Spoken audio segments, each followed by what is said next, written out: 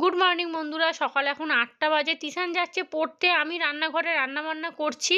তো তন্ময় তো খাবার দাবার নিয়ে যাবে। এখানে আলু পোস্ত বসিয়েছি, এদিকে ডাল ফুটছে, ভাতও হয়ে গেছে, আর এদিকে হবে এঁচোড় চিংড়ি। আদা রসুনটাও একটু বাটতে হবে, তবে এঁচোড় চিংড়িটা 8:30টার মধ্যে হয়ে উঠবে না, তাই জন্য তন্ময়কে ডিম ভাজা, ডাল আর আলু পোস্ত দিয়ে দিয়েছি, ও নিয়ে চলে গেছে।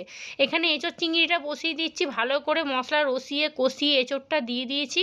এইবারে দিলাম অল্প করে একটু কাশ্মীরি লঙ্কা, দিয়ে জল ঢেলে দিয়েছি, দিয়ে ঢাকা চাপা দিয়ে দিই। চাটা কোন সকালবেলা করেছিলাম, চাটা গরম করে এই ঘরে নিয়ে আসলাম। মা এসছে শাশুড়ির একটু ওষুধ দিতে। আমাদের ওখানে না একটা সরকারি দোকান আছে, সেখানে ওষুধের দামটা খুব কম নেয়, তো সেখান থেকেই মাকে ওষুধ আনতে বলেছিলাম, সেটা দিতে এসেছে। আর এঁচোড় চিংড়ির কালারটা দেখুন। মা যখন এসেছে বাবার জন্য একটু এঁচোড় চিংড়ি পাঠিয়ে দিই, বাবা খেতে খুব ভালোবাসে। মা বাড়ির দিকে রওনা দিচ্ছে। সকালবেলা তো সবারই সংসারে কাজকর্ম থাকে, সন্ধেবেলা হলে হয়তো একটু বসতে পারতো। রান্নাঘরটা পুরো পরিষ্কার করে নিয়েছি, বাসন কোসন সব মেজে নিয়েছি, এইবারে একটু শান্তিতে বসতে